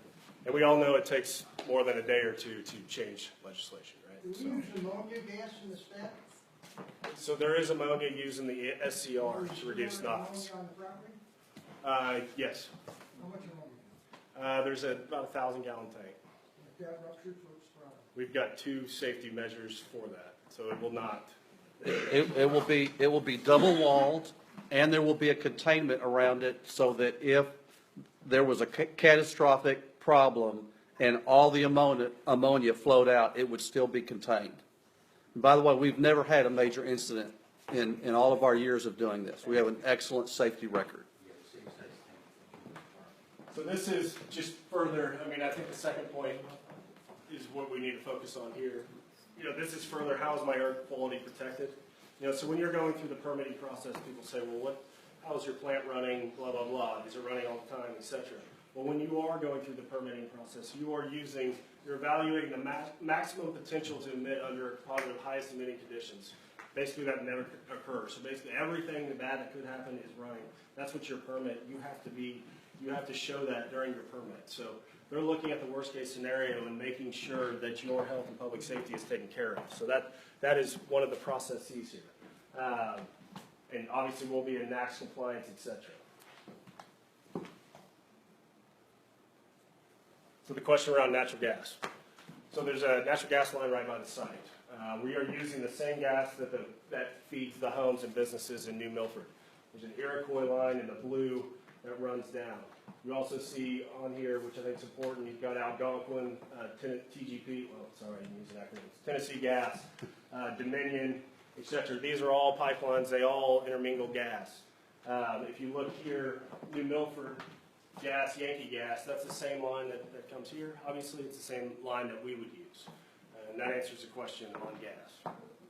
Do you know what the source is?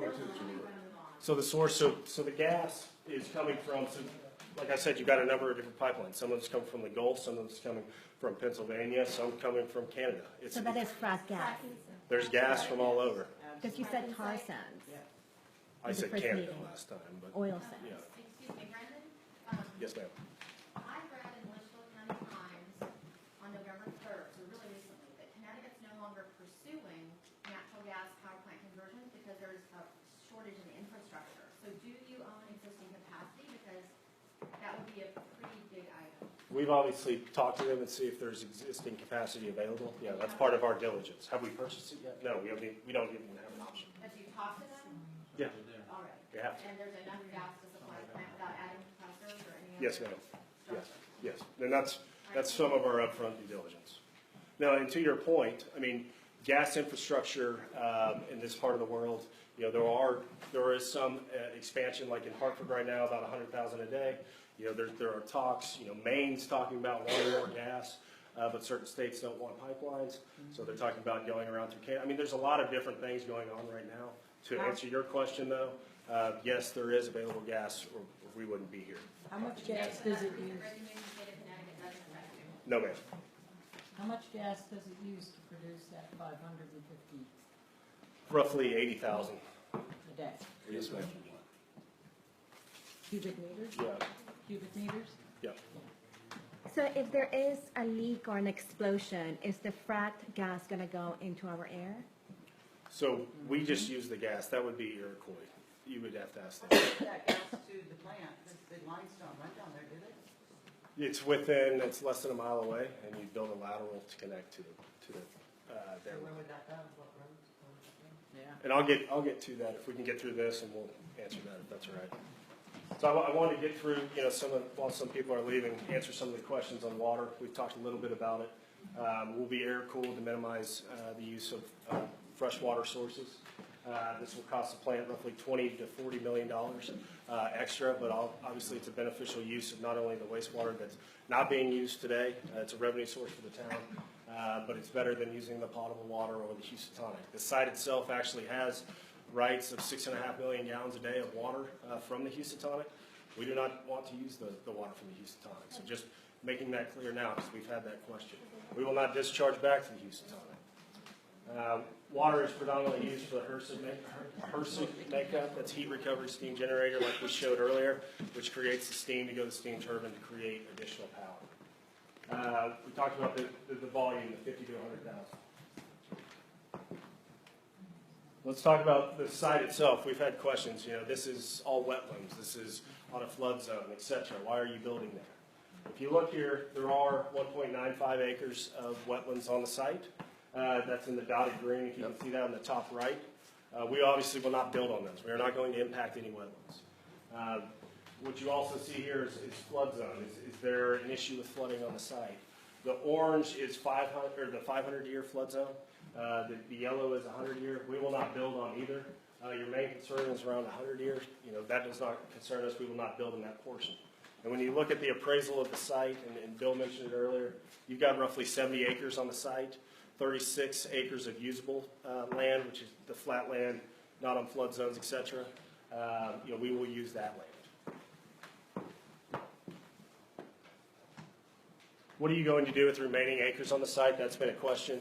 We've talked to the city about, we've talked about public works. What can you do there? There's ideas around that.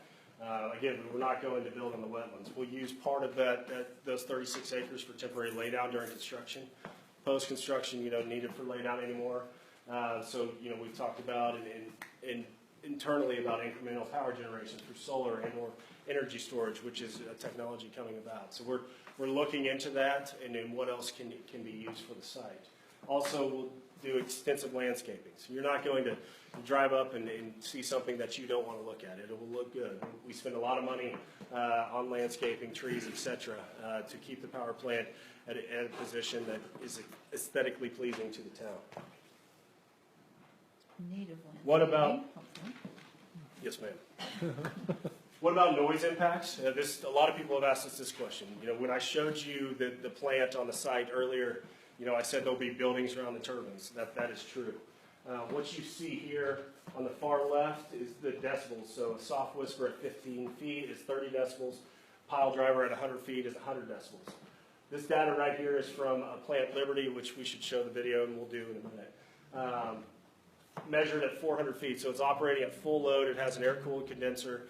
The location is 400 feet away in 3 different locations. And what is the effect? So it's 50, 51, and 48, which is equal to a typical suburban daytime. So it's not like it's going to be rumbling and you're hearing it from miles away, which some people have asked us. How is this done? Stringent state noise standards will be met, etc. Obviously, mitigation measures such as acoustical enclosures. We talked about the buildings and low noise equipment. So, every time we develop a plant, people ask us this question. This is how we answer it. And as Bill mentioned, and he can give you more examples, he's been in meetings with people at plants and they didn't even know it was running. What will I see? What are the visual impacts? Panda, another question, how tall will the stack be? And I didn't mention that earlier. So part of that is, people have asked us, well, how tall is it going to be today? And I can't answer that. What I can tell you is, like he mentioned, we have one plant that's 100 feet, one that's 140. How that is done is through air permitting and air dispersion modeling. So when you are doing your dispersion modeling, that dictates how tall your stack is. So that will be known post-option when we are doing the analyses. Does surrounding mountains and things like that affect that? For air to come through? So all the surroundings come into play when you're doing modeling, and that's how you figure out your stack height. Because that's a valley right there, basically, because Right. of the river and because across the street it goes up to the lake. So. And that's why we'll show a video too. We've built other plants in very similar locations. And again, if that's going to cause an environmental problem, like an inversion or what, we will not get the permit. Exactly. The plant will not be built. Lighting, people have said, if I drive into town, is it going to light up the sky? Absolutely not. There's different ways of doing lighting design. Obviously, the plant will have lights. You can face them downwards. You can use motion detectors, etc. So will there be lights? Yes. Will they be face downwards? Yes. We've worked with communities, all across the U.S. on things like this, and that's, really how I call best available control technology for lighting on a plant. So it will be downward facing. Other questions around emergency response and safety data. Safety and safety records are very important to Panda. Like Bill said, we have had no recorded issues at any of our plants. During construction and operations, strict safety programs, including emergency response plans. We'll obviously work with the local community on that. Will be implemented. They address security, first aid, environmental, spill prevention, stormwater, evacuations, et cetera, et cetera. So we will work extensively. We will have a plan for that. That's part of the siting council, and we take safety. Obviously, it's very important to us. Excuse me, Brendan, is there going to be hydrogen stored at the plant, and if so, how much? With pertinent to safety. Is there no? Hydrogen, no. No. Regarding safety, New Milford is a volunteer fire department Understood. town. Yep. Is that typically where you build your other plants? Are they volunteers, or do you have your own, like, do you train the volunteers for this? I mean, we're volunteers. There's a lot of different things that you can do. Yes, have we been in locations like that? Yes, and then you have volunteer staff, et cetera. So that's part of the safety plan that you work with the siting council to make everybody comfortable. And let me tell you, one of the things that we do for safety purposes is in a lot of our projects, we work with a local fire department, and we make our site available to the fire department so that they can come do their training there. They need to have a place where they can practice their rappelling, and that's great for the fire department. It keeps their skills up. The other thing is it allows them to know, they know exactly where our plant is, right? And they know exactly where things are laid out, and they understand our plant better. So we work very, very closely with the fire department. This is a slide that kind of goes back to what we talked about at the very beginning, and what a plant like this does, not only displacing older and less efficient units, but what it does for the region-wide emissions and what it does for the whole region itself. So if you see, and this is a little fuzzy, but if you see the top, this is energy-related CO2 emissions by sector from 2005 to 15. And the bottom is changes in electric power sector CO2 emissions by fuel. So what you see is the zero is the top, right? And from 2005 to 2015, the displacement of older, less efficient plants has reduced the amount of CO2 emissions by 700 million metric tons. The power sector alone has been reduced by 500 million metric tons. So if you see in 2015, the green there is coal. So that's how much it's reduced from coal. Obviously, you have some natural gas fueled emissions, but those are replacing the coal. So if you see the net effect into the region, the 500 million tons is a big effect. And that's obviously what it's showing is more efficient machines. Technology has changed. Natural gas is a clean energy fuel, and that's the impact. Isn't it fossil fuel and not a clean energy fuel? Natural gas? Yeah, it's a clean natural gas fuel. We believe natural gas is a clean fuel. Is it class 1, class 2, or class 3 power? It's a fossil fuel. So what is it? Class 1, class 2, or class 3? Let's get to the video. Well, I'm not a natural gas expert. I'm not sure about that, but I can tell you one thing about natural gas. If you'll stop and think about it for just a moment, how clean is natural gas? We bring it into our homes and we live with it. We use it to heat our water. We use it to cook our food. And we've been doing it since for how long? 100 years that we've been doing that with natural gas. Natural gas is a clean fuel when it is, and it's because when it's combusted, it is consumed. So unlike coal, where you have basically a rock, when it's consumed, you have byproduct left over, you have fly ash, right? Well, you don't have any of that with natural gas. Is natural gas as clean as solar or is it as clean as nuclear? No, it's not. But again, the issue that we have with solar is it would take 3,000, as I said earlier, 3,000 acres of land to produce the same amount of electricity that we would from this project. And then if you go to nuclear, the problem with nuclear is what do you do with the waste? I mean, that's a big, huge issue. And so the best alternative that we have right now is to go with natural gas. And it is a fossil fuel, but it is a clean fossil fuel. Again, somebody's going to crack the code, and we'll end up with solar panels or something, maybe something we can't even fathom what it is, but we have to have a way to power our homes in the meantime. So we see this as a bridge to a renewable energy future. What concerns me is that they're opening a power plant in Dover Plains, which I don't know how far that is, but I think it's 15 miles.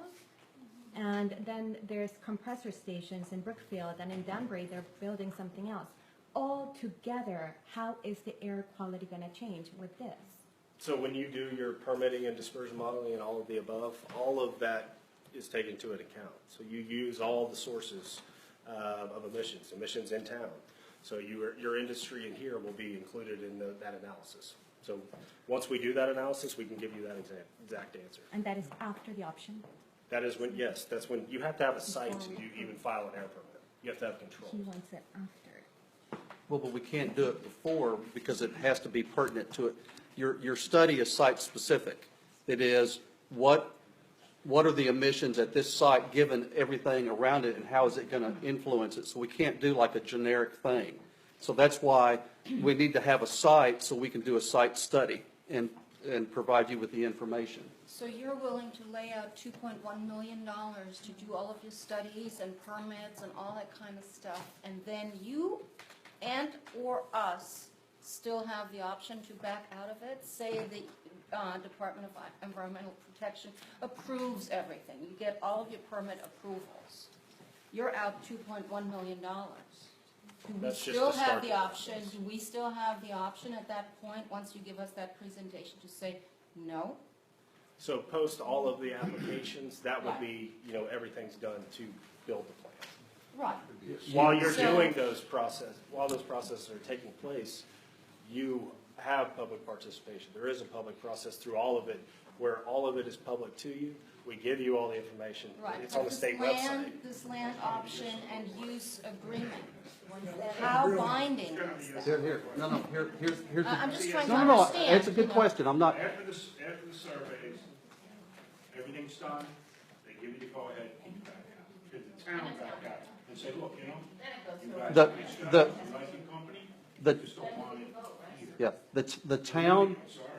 Okay.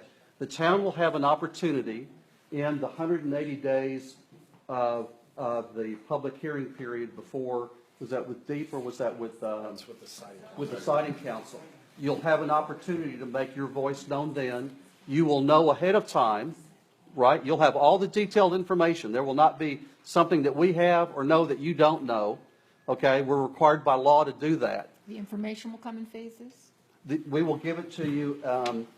Well, I'm not a developer. Let me With the ask siting Brandon. council application, and any of those reports I said, or showed you earlier, all of that will have to be done prior to even filing the site. So while we're working on an air permit, et cetera, Hang on. that's public information. All of the information that goes to the siting council is public information. So yes, you will be a party to that. You will have a voice before the siting council. The siting council, you will have, listen, the siting, before when New Milford had a voice with the siting council with the Sempra plant, it didn't go forward. It got turned down by the siting council. The siting council, part of what they're going to look at is, does the community support this project? And so you will know ahead of time. It's not like you're going to find out after we go to siting council that there was something that you didn't know about the emissions that you would have stood up and told the siting council no. So we would definitely want. You're being evasive. No, sir, I'm not being I'll evasive. tell you what, it costs a lot of money, and they've got a lot of different rules to go in front of the siting council. And once it gets out of New Milford, once these guys have a stake in it, I think we're done for. In other words, once the siting council would give their blessing Who is It the siding doesn't really matter what office. Yes. But you've got to understand the siding And that, council. that is really a fact. Yes, I'm not trying to, Oh, but approval of that. but here's what I'm saying is, the siding, it's really not now or never. The siding council is going to make their approval or disapproval. Part of what they're going to base it on is whether or not this town supports it. If you come out in an army and say, we don't want, you've looked at the detailed information we're going to give you, and you say, we don't want this, we're not going to get approval for the project. But you're, in the meantime, you're spending, Within the next 45 days to go to the town vote and go to you guys yes or no. Straight up, before getting sale of the land. Let's go to a vote, and yes or no, we're gonna give you the option to buy the land, we'll give you that option. And that saves you guys a lot of money, saves the town a lot of time. Fair enough. That's fair enough. How many lawsuits has Panda been involved in? Okay, you want to finish your That was it. We were just going to show, do we want to show a video? Okay. You want to see the video of the? More questions. Okay. All right. I'm going to stand up here with you if I could do that. Okay. Do you want to start with the written?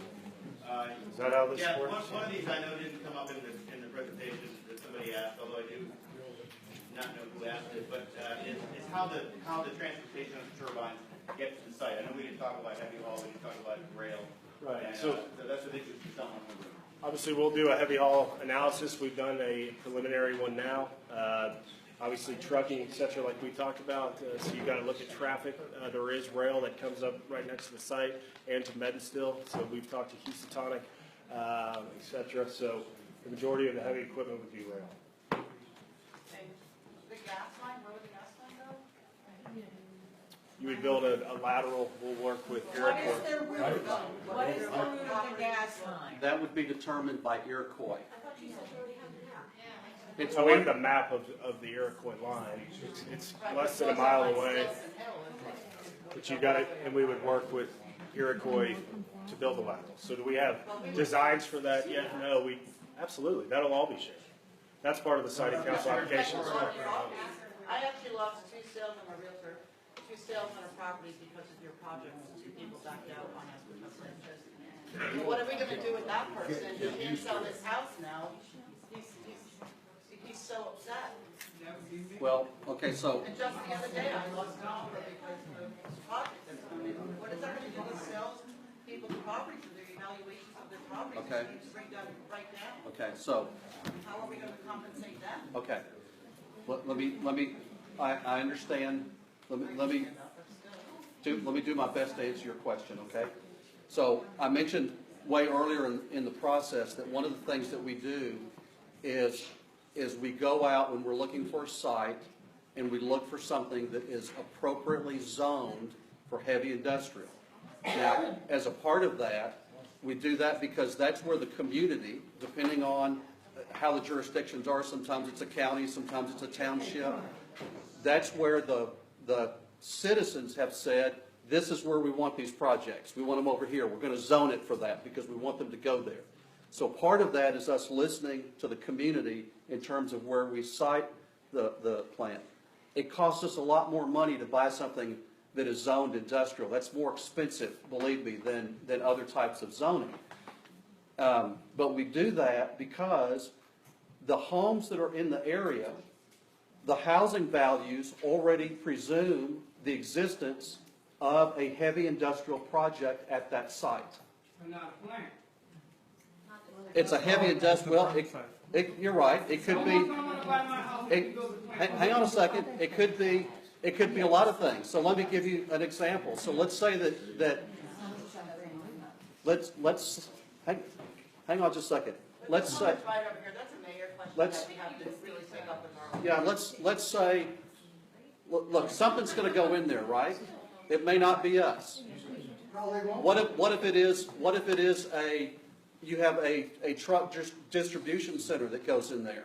You'll have a lot more particular, no, it won't, not with 318-wheelers trips going in and out of there. My house, and it's 600 yards away from a plant. Well, you know what, our general. You want one in your backyard? Because that's where you're putting it. You're putting it in my backyard. Yes, sir, I understand that. So we're going to have a plant general manager who's going to need a place to live. Maybe we'll buy your house. I don't think that would happen. What Okay. about the other people's homes? There's What? a lot of homes around it. Yeah. We don't, okay, I understand.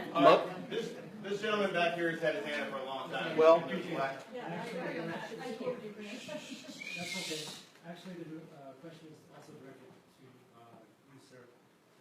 But my question is, why not a smaller scale, clean energy development? Not a gas power plant, maybe something unique, 550 watts. What if we cut that down to 200 and did something clean energy that doesn't pollute our air and kill our housing prices? Turbines, wind turbines. I'm just curious about that. Why not something at a smaller scale? Why does it have to be so? I think You would have had the opportunity to do this through the solar power initiative, but I think nobody does that, sorry. But you're trying to look for a smaller project. You can do this on the roof of your house. Who has solar panels on their home? One, two. But to address the solar question, you know, the town, we are looking at solar projects, something you should know, and it kind of came up with, obviously, there's the footprint that it takes to generate a certain amount of power. For example, we're looking at a power proposal that is 20 megawatts, and but it would take 70 acres of land to make the 20 megawatts. With zero emissions. Instead of just putting a turbine, why not have Milford focus on clean energy? But here's, and I'm not Can I saying that interject? There's won't no focus such on- thing as clean energy. Even solar panels have toxic elements in them, and they have a 25-year lifespan, They have 30 zero years. emissions, right? And they have no emissions, but they have toxicity in them.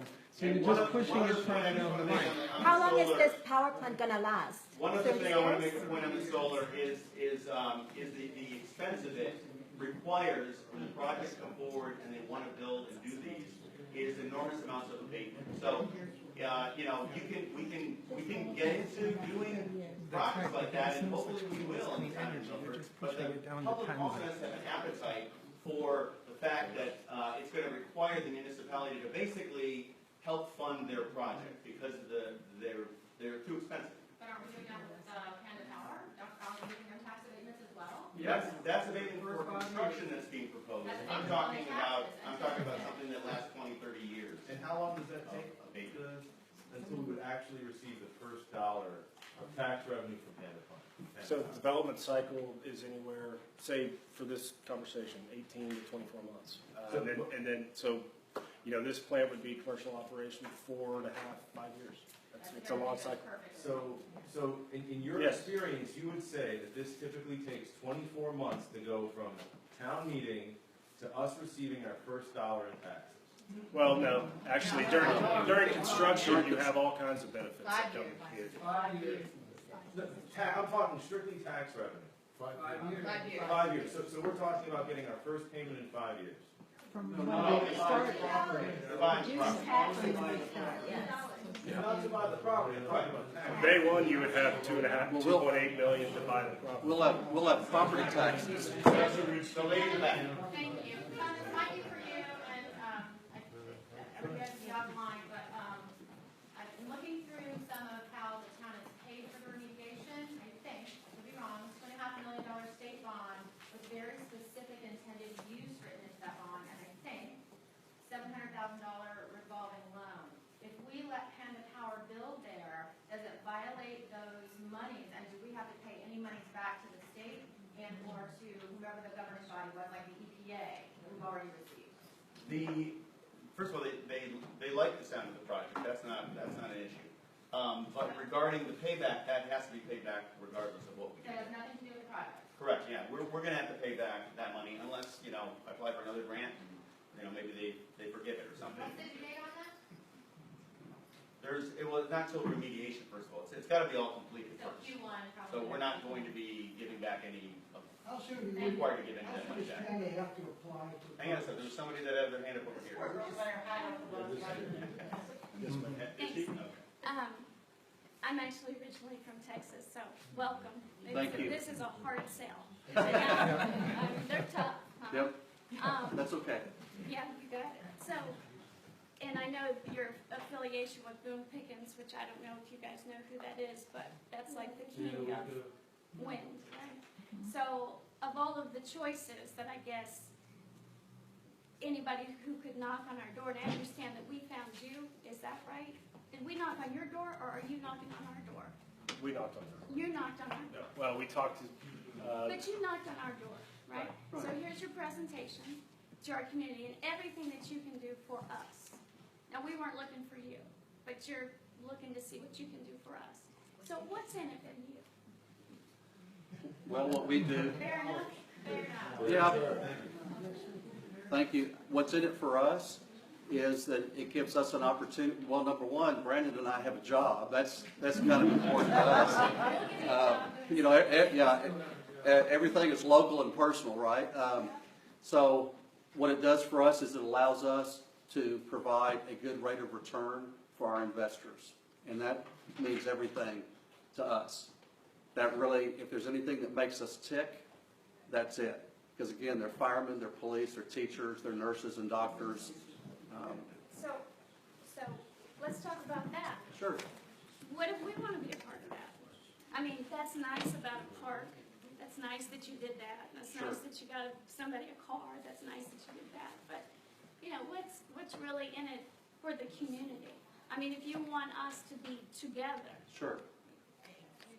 So what's in it for the community is, you know, first of all, is a tremendous economic impact. Can we handle that? Yes, you can. No, I believe you can. Now, and let me explain a little bit about that too, if I can, since we're in the neighborhood. Let me give you an example where I live, okay? So I live in Frisco, Texas. I don't know if you know where that is. It goes Dallas, north of that's Plano, and then I'm way out in the suburbs out there in Frisco. And you had a lot of growth in a short amount of time. Yeah, we're in fact one of the 10 fastest growing cities in the United States the last several years. The growth that we've had has absolutely been meteoric, and we're still continuing to grow. One of the things that's about to add to that growth is that Toyota has announced that they're moving their national U.S. headquarters to the Plano-Frisco area. And everybody's gotten so excited about that in my neighborhood and in the whole area, because there's 7,000 families that are going to be moving. And so everyone's looking at it. There are going to be more taxes. There's going to be, more jobs. You're looking at all of that stuff. But what people haven't stopped to think about is that along with that, with economic improvements come economic burdens. They're going to have more fire, more police, more trash, more utilities. I mean, the roads are going to fall apart more quickly. And so, because of that, the net benefit is not going to be that great, unlike a power project, because we will have hundreds of people that are working on this project at peak construction. For 2 years, they're great construction jobs. 2 years is 24 to 30 months is a long time for people in the trades. It's good, solid work, so that's another thing. But once the plant becomes operational, we're talking a total of 25 to 30 people to operate it. All right, so hold right there. Do you know how many hotels we have in our town? 0. I actually own one of it, I own the cottages on Route 7. Yep. All right. And then catty corner from me, there are how many hotels?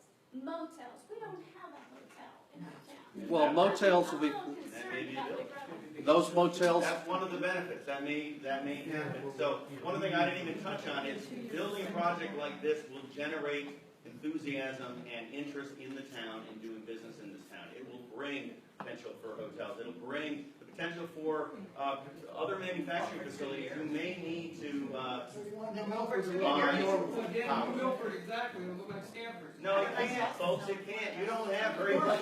There's very little land that is available for industrial growth, and a lot of it is just sitting empty right now.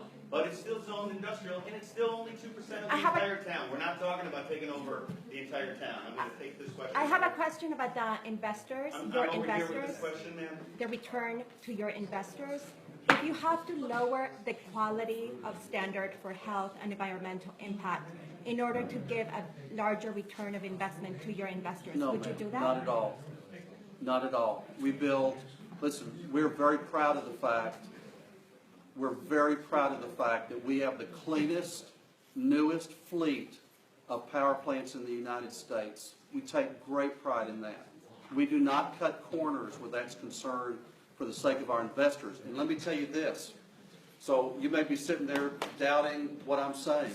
A lot of our investors have what's called ESG guidelines. It's environmental, social, and I believe governance guidelines.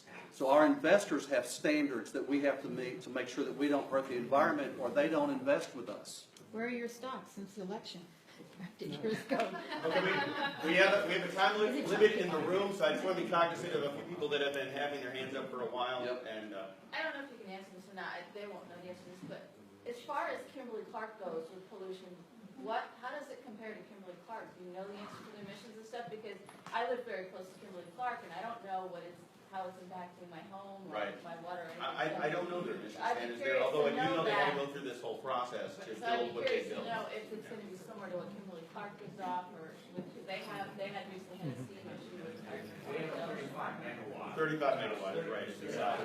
So, you can see the comparative difference. But nonetheless, if you bring up Kimberly-Clark, and I just want to mention that Kimberly-Clark would not be in our town were they not able to build their own cogeneration power plant in their facility because of the cost, the volatility of cost of energy in the Northeast. It was exorbitant. They couldn't control the cost, and the only reason they didn't leave town is because they were permitted to build. There is definitely demand for power, because So. where my husband works in Danbury, when it's hot in the summer, they have to be shut down, and CLMP, well, now Eversource called and said, sorry, you gotta power down because you generate too much power. They can't handle it, so they have to close down. Right, and so businesses that don't have the luxury of what Kimberly-Clark did, who might want to look into entering into power purchase agreements, could consider approaching a group like Panda. I intend to actually start talking to them, get that dialogue going right away, and say, hey, if this was built in our town, would you be interested in entering into a power purchase agreement with this entity so that you can have a continuous, rate of power, so you know how to budget for 20, 30 years, however Which long would bring the more agreement would businesses be. to Milford. Which would be more attractive, because yes, they're not having the volatility of the fluctuation of the market. I thought that their power had to go directly into the energy grid. That's if you're just selling it to the grid. Can you enter power purchase agreements? Absolutely. Right, so that is another potential option, if it's at a certain volume. I think that if there's a You minimum. can do it as small as you want, but it doesn't make sense to do it. Economically, it doesn't make sense unless you're buying enough of it. Ma'am? So Kevin, and gentlemen, what you're asking me to do, because I live in the Aspen watershed, that valley, you're asking me to trade my health because the amount of CO2 is going to get cranked out, the unique topography of that valley. I'm already asthmatic. I'm already at risk for a heart attack because my cholesterol genetically is off the charts. So between the fine particulate matter potentially lodging in my lungs and causing a stroke or a heart attack, and my inability to breathe, you're asking me to trade my health for some longer-term financial benefits that I think are potentially questionable because you don't know if the siting house is going to go. I apologize, but it's a really real issue for me. When people's health premiums go up because they're living next to the power plants in the zone, how is that going to help them? There are seniors and young families in the Rollingwood condominiums across the street. They can't move. They can't move. What are we doing to them? These are our people. We have to protect them. We don't want to harm anybody's health. And I know you're are adding to the detriment of our air quality. But what we're also doing, remember, is we're also displacing far dirtier coal. Hang on a second, and far dirtier, please, and far dirtier oil-fired power plants that produce a tremendous greater amount of particulate matter, which is that stuff that gets down in your lungs. I'll tell you, for the what it's worth department, I'm an asthmatic. It's like my doctor said, there's some people that have asthma, and there are other people that have asthma, and he said, son, you have asthma. So I get that. I have never one time walked on the side of any of the power plants that we've built and gotten an asthma attack, ever. The siting council will look at this. And let me share this with you. They will not just take our word for it, okay? We will go out and hire a very reputable firm to do these due diligence studies at the site. That information will go to, deep into the siting council, and I will promise you they will crawl all over us asking questions about what you gave us this number, what is behind that, what is behind this assumption here. They know what the standards are for health and safety, and they will not grant us approval to build, and we wouldn't want to build if we exceed those standards. Meanwhile, there's been no economic boom for our town, there's no tax revenue being generated, remediation's finally getting finished, yay! But we can't do anything with that land because this option, as it sounds, because we've had a couple of conversations about it, the option to purchase is all on you once you give that option. We have no ability, other than the siting Yep. council, which is dubious, Let me- very expensive. But please look at it the other way, if I can. When we do, we will probably be the largest taxpayer in New Milford. So look at the bigger picture here. The bigger picture is we're also bringing in $1.5 billion of economic development. Yes, you're right. We're asking for a 2 years abatement because it costs us hundreds of millions of dollars to build these facilities, and we don't make a dime until they go online. But you have to also bear in mind that this property has sat dormant for what, 30 years? 30 years. And it's not earned anything for New Milford. It's not like it's been not marketed and tried to be prior. No, it's not. I know your efforts have been really monumental. and I Well, know not that just now myself, the but I'm saying remediation's here, for we've years. got options. For years, but the remediation, it's not suddenly like, oh, now that's remediated, like suddenly now everybody's gonna flock and start looking at Still this. not acceptable. You know what I'm saying? They've been looking at this over the years. Not like we can, I know somebody had emailed me and said, why can't we build a school there? You can't build a school there. There's certain things you can't do there. Guys, we have to leave this room at 3 o'clock sharp because it's gotta be turned over into another meeting. Has there ever been litigation against Panda town? Okay, all right. Well, we'll let that be the last question, okay? Because we have to get, I want to know whether any litigation has ever been presented against Panda in any town due to a power plant. okay, yeah, let me answer that question.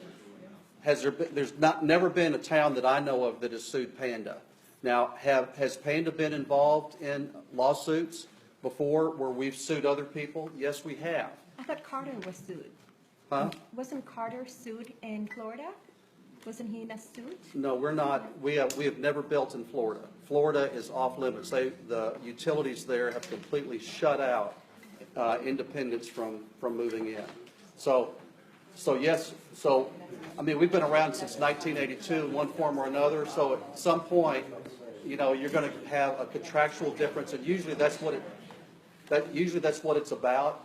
Is so you go out and you pay, you hire a contractor to build this project that's 24 and 30 months, and we give them deadlines, okay?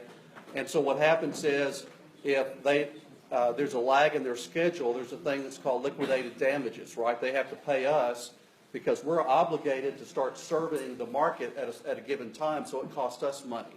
Well, then a lot of times you get into this deal with the contractor where they're claiming force majeure days that, well, it snowed, you know, a quarter of an inch on this day, and that was the reason why, and you go back and forth, and sometimes the lawsuit is a way to kind of work out who owes what to whom. We have dealt with Bechtel for the last several years, building all of these plants that you see before you. We've got a great working relationship with them. There's been no lawsuits. Thank you so much. I appreciate y'all coming. Thank you for coming I out. hope to continue the dialogue with you in the future. Folks, these are the contact information for Bill and Brian, and you can certainly contact them directly. Also, I've got the question sheet that you can exit if you didn't get a chance to ask a question.